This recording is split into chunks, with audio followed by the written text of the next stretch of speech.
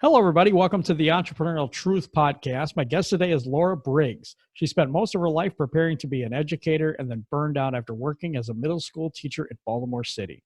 After starting a freelance writing career on the side, she quickly replaced and surpassed her day job earnings and hit the six-figure mark in just 18 months.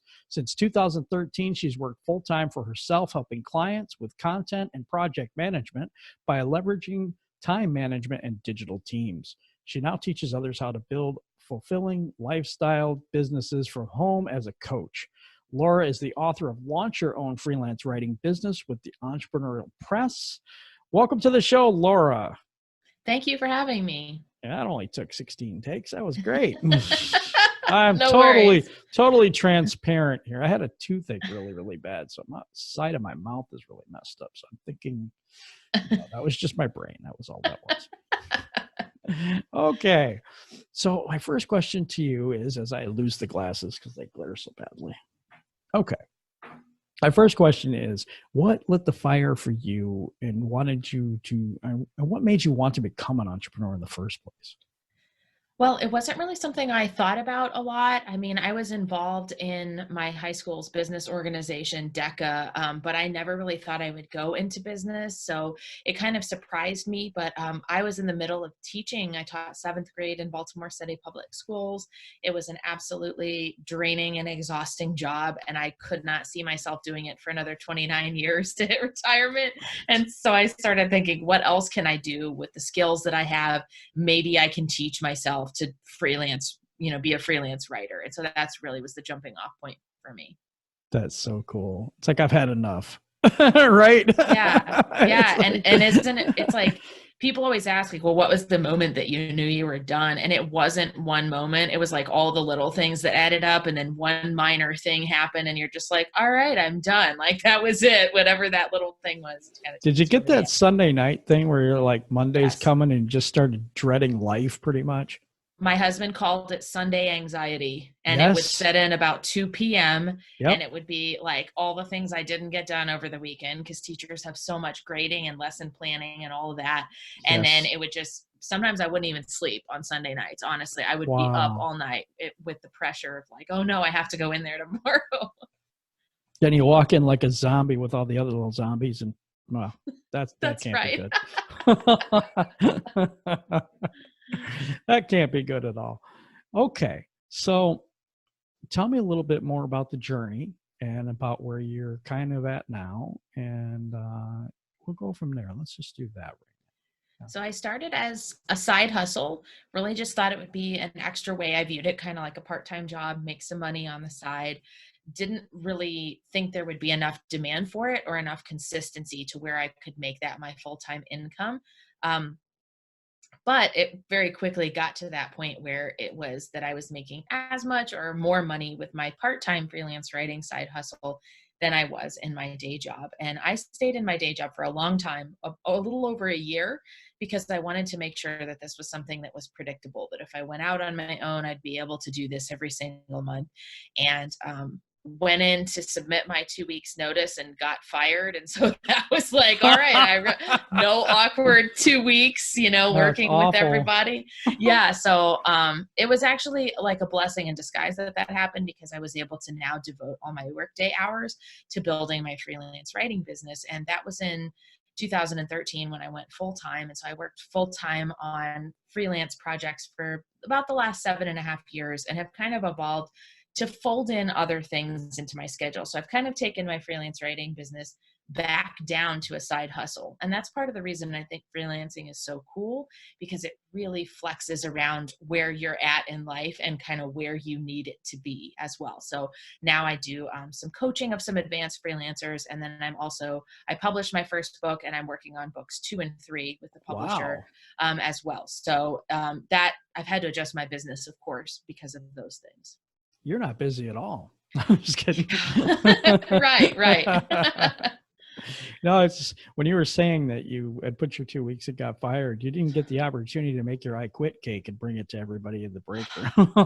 And you know what was funny too is like I had worked for that company before and quit to go teach in Baltimore City, and then they invited me back in a new job, and it was much better the second time around. There were some toxic people in the work environment the first time around, but you're right. I had this letter written. It was it was like ready to go, and it honestly caught me so off guard. Like even my boss, like standing behind me, watching me pack up my desk, I was like, oh, this is so weird. Like I thought I Yeah, was that leaving was on weird. my own terms. Yeah. Well, you kind of did. Yeah. You know, you were going to go anyway. That's right. Yep. You just got to start your career early. That's right. Yeah. And I got the severance, so I was happy. Oh, wow. That's even better. Yeah.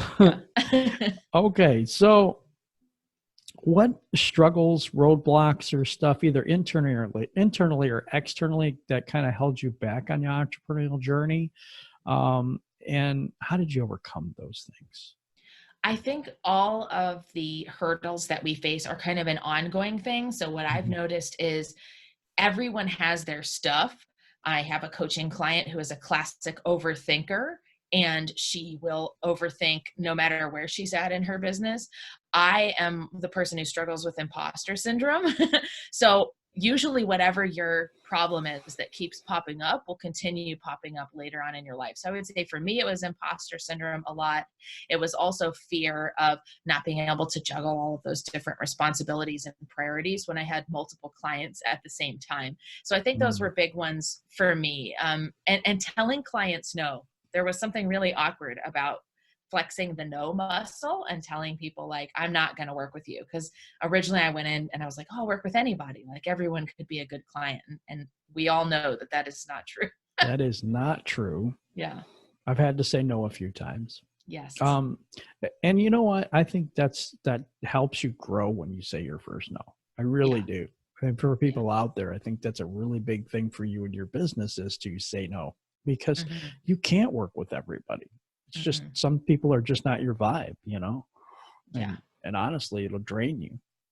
Yeah. You know? And I think learning to tell when that's happening early on in your conversations with someone is really, really important, because you will feel more confident about saying it, and you'll know that both of you will be better off because you chose to say no.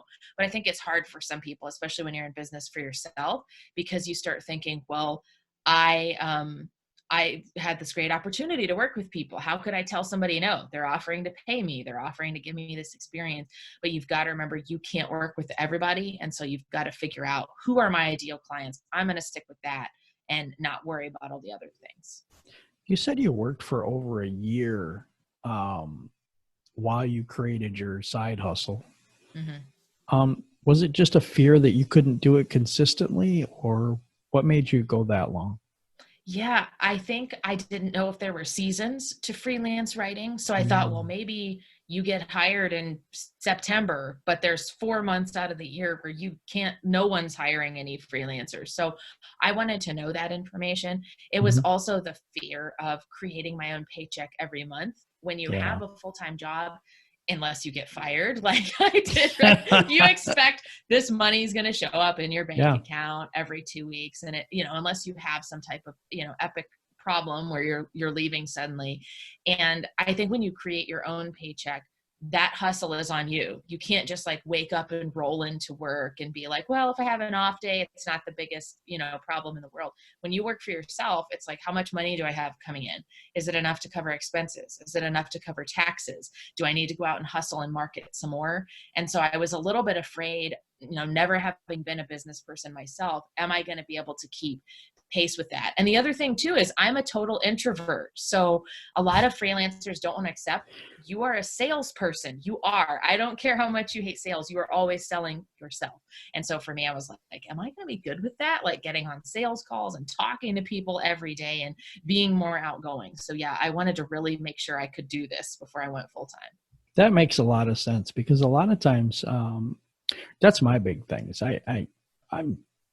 I'll just say I'm not very good at sales. I'll just put it that way, because I just don't have that type of personality, And so it's really hard for me to ask for the sale, I guess you would say. So that's been one of my big things about imposter syndrome and all that type of thing. So I totally relate with that.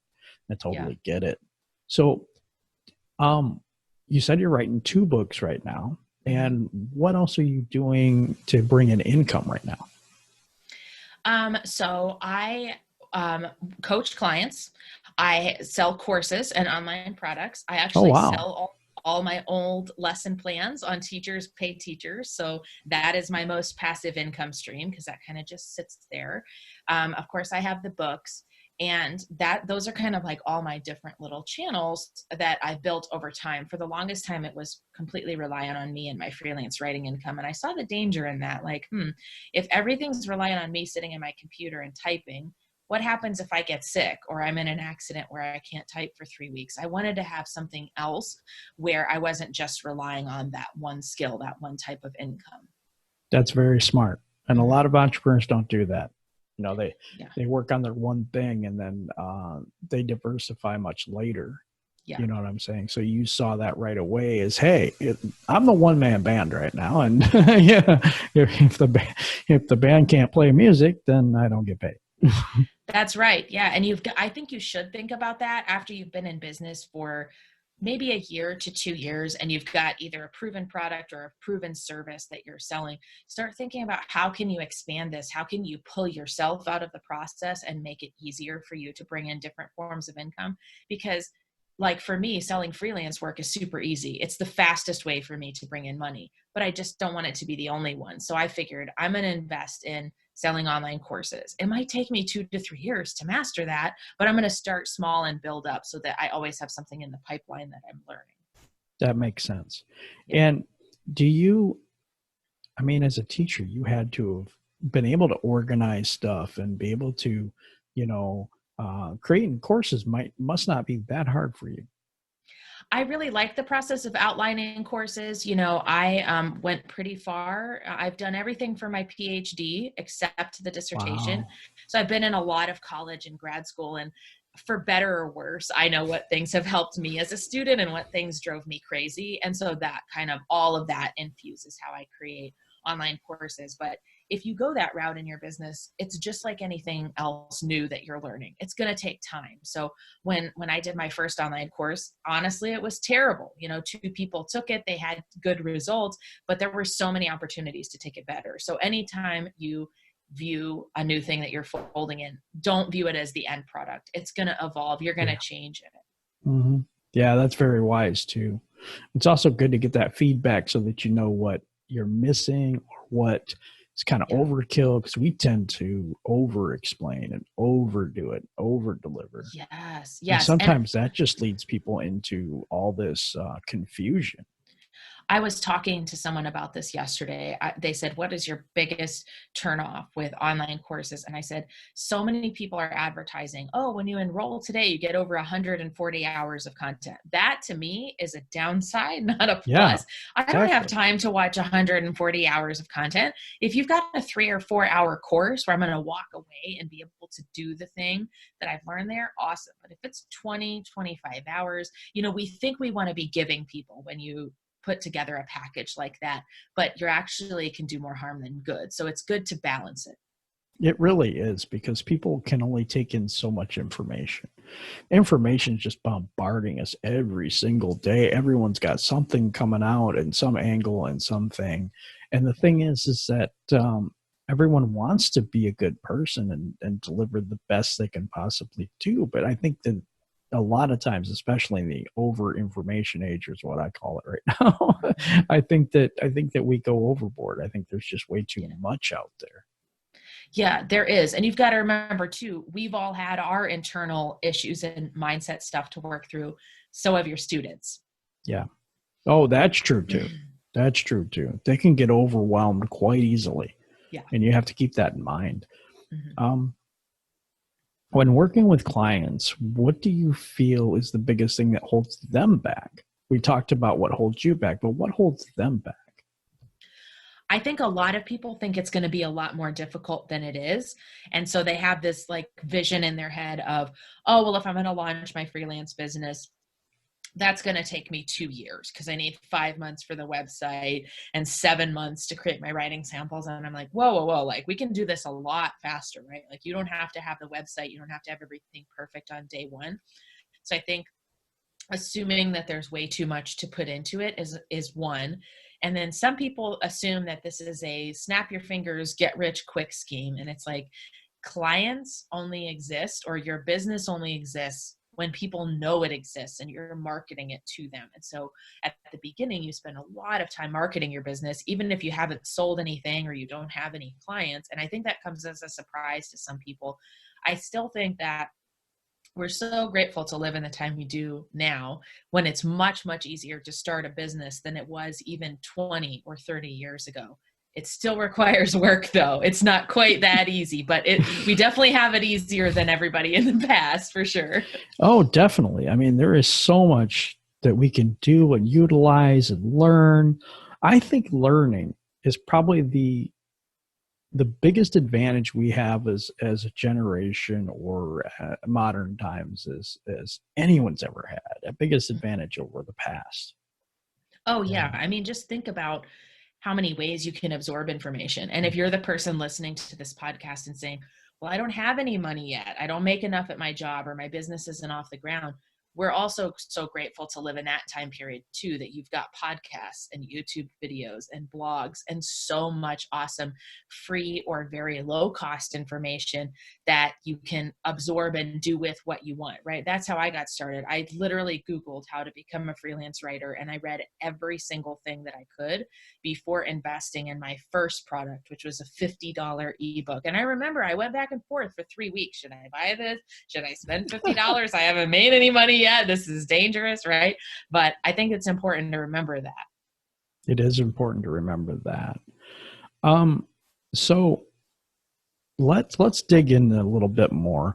How do you recommend you start a freelance? Let's go through that process of starting your freelance writing business. I think the very first step, if you think you want to be a writer, is to explore the different types of ways you can sell your writing, because they're kind of little worlds in and of themselves. So I know a lot of very successful freelancers that all they sell are personal essays to like Oprah Magazine and the Washington Post parenting vertical. I've never sold anything like that. I also don't sell things to magazines, but there are lots of freelance writers that do that. So explore your options. I'm primarily a blog and website content writer, but there's people who do press releases. Even a lot of forms of social media today are a form of writing. And so there's a lot of different avenues available to you. There's ghostwriters who create entire books. So there's lots of different ways that you could be a writer. Think about what really appeals to you. I felt that the learning curve of blogs was very short, because I thought if it's only 500 words, it's not like if I'm teaching myself how to write sales copy, which could take weeks or months of studying and practicing and working with a coach. I thought 500 words, I can probably get a system to get that down and make that happen. But other people might say, hey, I've got a really unique life. I want to share my story in personal essays. And that's a totally different process of how you pitch that work. So know what you think appeals to you, and then do a little bit of that digging with those free resources to see if it's really what you expect.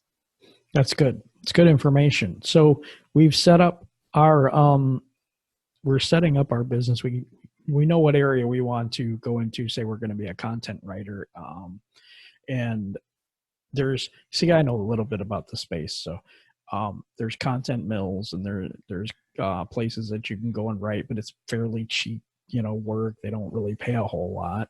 And then there's other things where you can get into, like a blog, and be an editor or a writer or something for their blog, so that they don't have to, pretty much. What other types of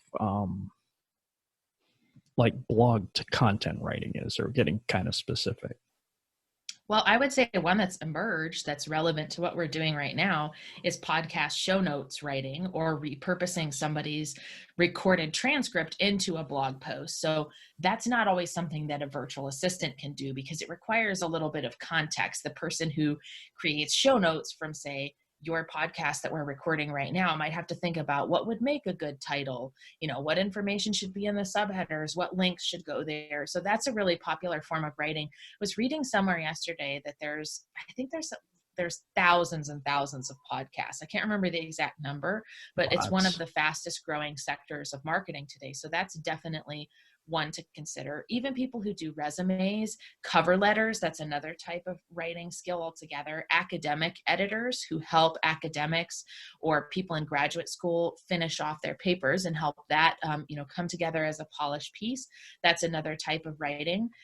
There's also white papers, which are super technical and usually happen when a company is putting on a new piece of software. There's sales copy, which a lot of what we read today is sales copy. And then there's also email newsletters. So some people know they need to have an email list, but they don't want to write it. So they outsource that to a freelancer as well. That makes sense. So you train people, or do you have an agency? I do not have an agency. I teach people how to do freelance writing with one-on-one coaching, but I do all of my client work myself. I've run my business as an agency before and I didn't love it. So I just kind of made the decision, if I can only work with a set number of clients and I do it all myself, what is that going to look like for me? It's not going to look the same as it would for a person who's building an agency. Okay. So let's go into a little bit. Say the client comes to you, what do you offer that person? What is your offering for that person that might want to get into freelance writing, and it could be your client? Yeah, I think that it's important to feel confident in your writing ability. You don't need to be a grammar expert. You don't need to be the world's most perfect writer, have won a Pulitzer, or even have studied writing at the college or graduate school level. But I think you need to feel like you're a good communicator. Most freelance writers I've worked with have done writing as part of a previous job, were good at writing in school, or multiple people have told them that they're good at writing.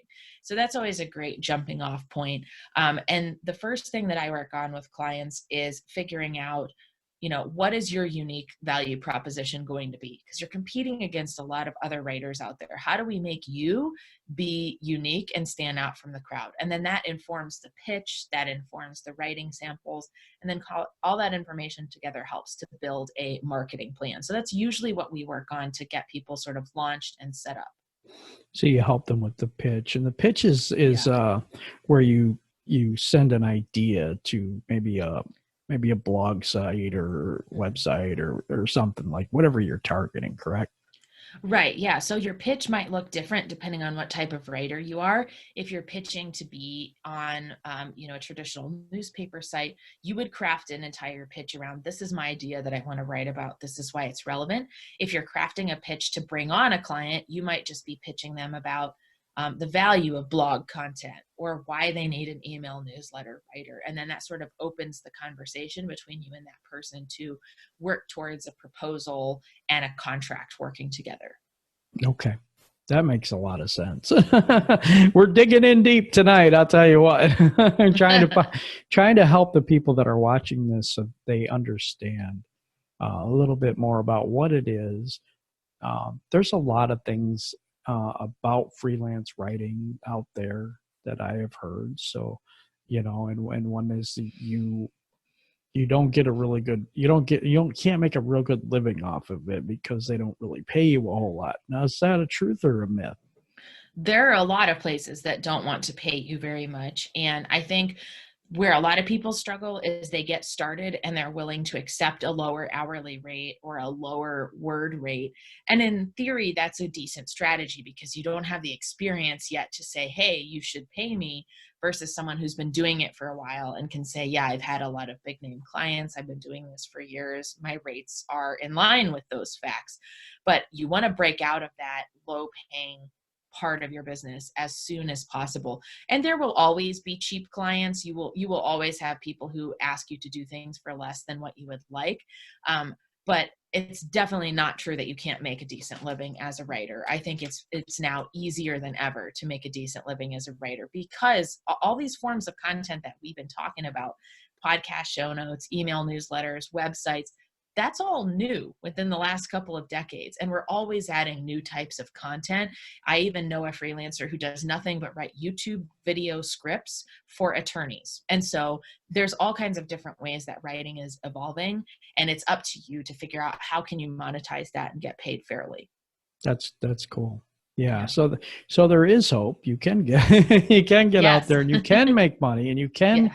make this into a living.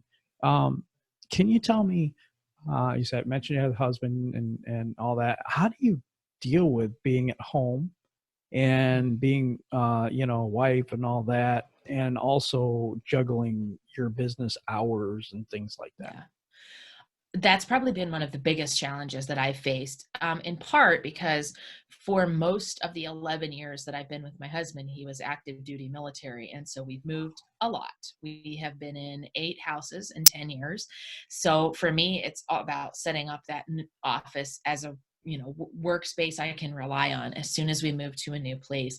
For me, one of the things I found, and you probably experienced this too, when you own your own business, you don't have office hours for your brain. So like your brain is always running ideas and things. And it's much harder, when you leave a physical office workspace, you close the door, you shut your computer down, you're out of there, right? Like you don't think about it until the next day at 9 a.m.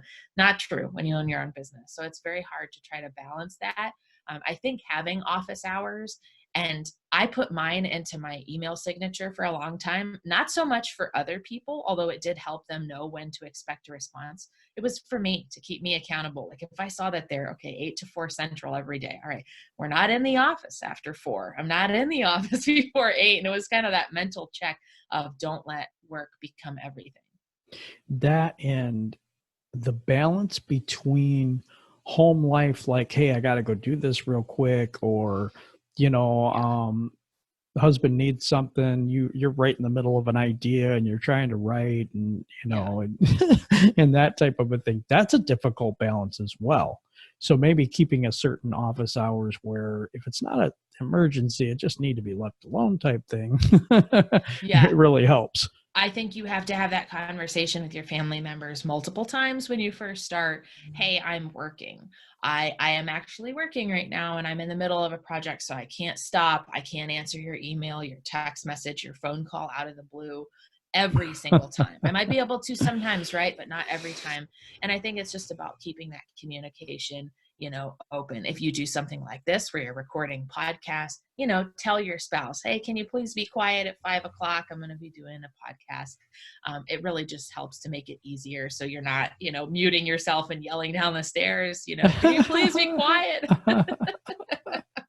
Unfortunately, I haven't had to do that, but That's good. I'm pretty lenient with stuff. I mean, we've had gerbils and cats on this thing and dogs and all kinds of stuff, people walking around in the background.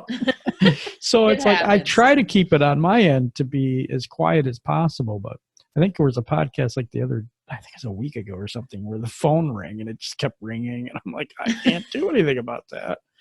Usually I'll unplug it or something so it don't ring, but it wasn't my personal phone. It was actually a landline phone. And I think when they still exist. When you're in business for yourself, people kind of will embrace those imperfections too. So it's not that big of a deal if it does happen. I think a lot of people realize like you can't have this like quiet, perfect environment all the time. Sometimes things are a little chaotic or messy, and that's usually okay. Yeah, it just takes flexibility on everybody's part. I think that's kind of where you can really get some good communication going and say, okay, I really got to concentrate for the next couple hours. So, if you need anything, Yeah. Right now is the time to tell me whatever you need to tell me. Exactly. That's how it goes. Yeah. So, what would you say? What would be your recommendation for someone just starting out in their business? But we talked about this from the freelance point of view, but I'm talking from the business point of view, like getting your business set up correctly. Mm-hmm. What would be your advice for those people when they're first starting out? It's a freelance business, but yet it's a business. So you have to do certain things to set that up. Yes. Well, the first one would be to open a business bank account, start treating it like a business from day one, and probably should have a meeting with your accountant or your financial professional. Hey, what are the implications of me doing this? If I'm going to do this full time, do I need to set up a self-employed IRA? Do I need to consider forming my business as something other than a sole proprietorship? I think that was one that kind of caught me off guard, but having the right professionals at your side is really helpful. So like my accountant, like 2 years ago, just kept calling me and he's like, when are we filing the S Corp? When are we filing the S Corp? You really, really, really need to do this. I never would have known that if it wasn't somebody else telling me that we'd hit that point in my business where we needed that level of protection. And so treat it like a business and surround yourself with those professionals who can help you make those decisions as you grow. That's very good advice, because a lot of times we'll just set up shop and people will be like, I'm making money, no big deal. Yeah. Yeah. You know, and they don't set it up correctly, and therefore they get in trouble later on and everything goes kind of bad. Exactly. So I want to make sure that people heard that part of it too. Yes. Okay. So do you have anything, what do you have going on right now that's available for everybody? And tell me a little bit more about what you're offering at this point.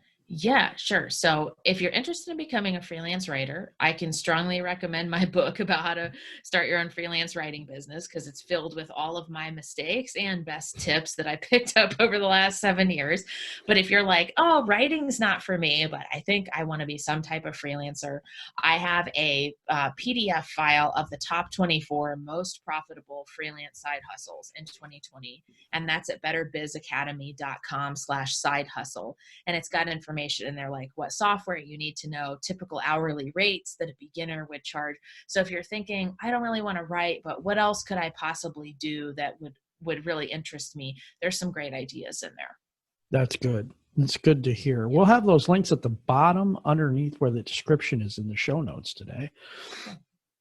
And yeah, so you can just click on that link and get the book. Do you have a course out yet, or do you have one coming? I do have a couple of courses out. I would say, so two of them that would be most relevant is how to use LinkedIn for freelancers. LinkedIn is my most powerful sales tool, and you don't need to pay for the premium version of it. And then I have another course that's called Advanced SEO Writing for Freelancers. Don't let the name advanced scare you. It just means that you'll be armed and dangerous to do some really good SEO content writing. It's a very popular form of writing that a lot of clients ask for. So those two courses are at laurateachesyou.com, and all of my courses are listed there as well. Okay. And SEO, for people that don't know, it stands for search engine optimization. So it helps you to rank higher in Google and things like that, and get noticed and get traffic to your site, or get traffic to your customer or client's site. So, and that's something that some of the clients they'll do their own website, but then they have no idea how to get traffic to it and do all that stuff. And an experienced freelance writer can really help with that, because they know how to put the keywords in and all that. Yeah. And the pro tip is, if you want to be one of those well-paid writers that we were talking about earlier, teach yourself a skill like SEO, where people are willing to pay higher hourly rates because you have that in your background. Yeah, it makes sense. You're always learning. I think that's something that you really need to do. You need to always learn. Yeah. And like you said, pick what you're going to do, but maybe this is a little free advice from me. But if you want to do one particular style, I would go and I would learn a couple of different styles and really dig into those 2 or 3 things that you're going to make your 100% business. So copywriting would be one thing to really learn and understand, and how to, get the keywords that rank higher and all those things. And just to study and make yourself better, because that's how you improve. That's how you deliver more value, and that's how you get more money coming in.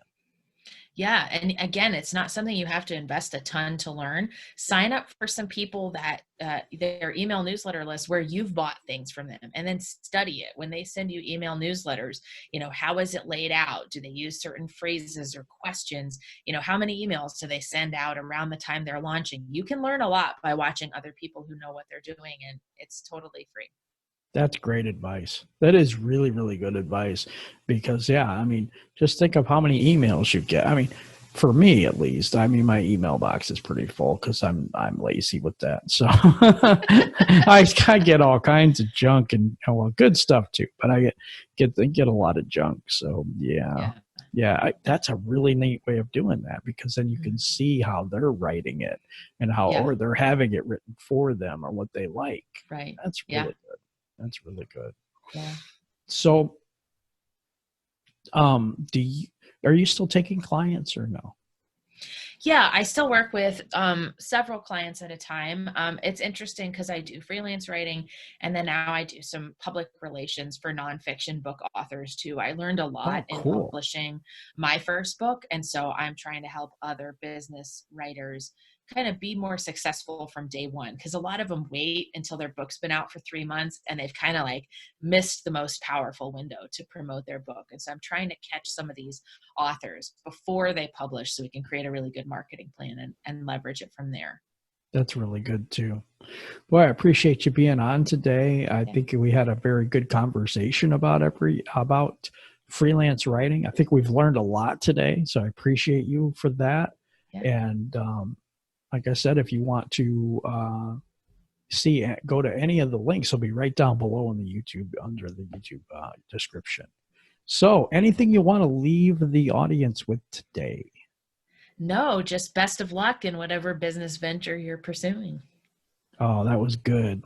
Well, I appreciate you coming on today. And to everybody else, to everybody listening today, I really appreciate you listening. And please subscribe and click the bell.